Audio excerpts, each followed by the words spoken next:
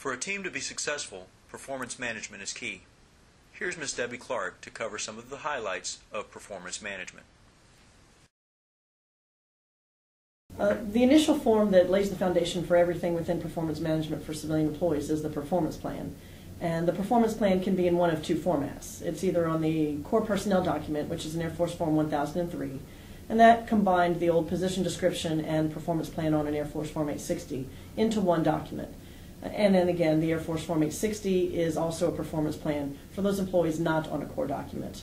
Both documents outline the elements and standards of performance that are going to be the basis for the evaluation come the end of the appraisal cycle. But please note, any employee should only be on one. It's not a combination of the two. You're either on it, if you have a core document, you don't use the Air Force Form 860. One of the most crucial aspects, though, of the performance plan is making sure that it's signed. The performance plan should be signed within the first 30 days of the employee's arrival on duty, and thereafter within the first 30 days of each new rating cycle. And it creates numerous problems for everyone across the Air Force when you have a performance plan that's not been signed and certified, because you cannot render a rating when you don't have a certified plan in place, even if the plan had previously been signed and in place for past rating cycles. If it's not signed for the current cycle, it creates lots of difficulties. So that's a very important step that supervisors need to make sure that they take when dealing with performance plans. Going beyond that is the feedback form, which for most supervisors and employees is the Air Force Form 860B. You may be at a base that has some locally approved forms, but generally speaking, it is the Air Force Form 860B. And the Air Force requires that it be done at least once during the midpoint of the rating cycle, but that's the minimum requirement. That doesn't limit it to only one. I think it's a misnomer that we only do it when it's needed or when it's that one time when everyone directs you to. Feedback should be given when needed, and sometimes that's more frequently as quarterly. You may even have situations where monthly is needed, and you should use it as often as possible. The key aspect to actually completing the feedback form, there's two parts of it: the annotations on the lines, if you will, where you indicate whether someone needs significant improvement or little or no improvement, and that line should be annotated appropriately. Don't look past that.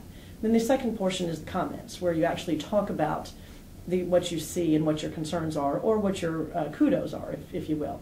A feedback form should contain both positive and negative, not just negative, or just not whitewashing over everything. But the content should be very specific to the elements that are on the performance plan. If you're going to be rating on those at the end, which you are, then it makes absolute sense, and the communication with the employee should be specific to those elements, what you see with respect to those elements. There's room to speak about other different things as well. If you have concerns with any of the appraisal factors, or you've noted some significant improvement or change, you want to annotate that as well. So the comments should not be so simplistic as "you're doing a great job" and off you go. They should really be specific to those elements and or those appraisal factors at the very least. And if you need to continue, that form is not very big for comment space, so it's entirely appropriate to use continuation sheets. Although the form indicates that an employee signature is optional, what it really should state is that yes, the signature is optional, but not the opportunity for the employee to sign. You need to make sure that you give the employee the opportunity to sign it. And if he or she refuses, then you can annotate that accordingly. But the signature being optional does not mean you simply write up the feedback form and put it in a folder. You've got to share the information with the employee and give them the chance to sign. And last but not least is the actual appraisal form, which is the Air Force Form 860A. And there are three key aspects of that form to put focus on when accomplishing it. The portion of Part A where you actually rate the elements. It's very important for supervisors to look back to that certified performance plan that was done at the beginning of the rating cycle to make sure that you rate the same elements on the appraisal form that you have on the plan.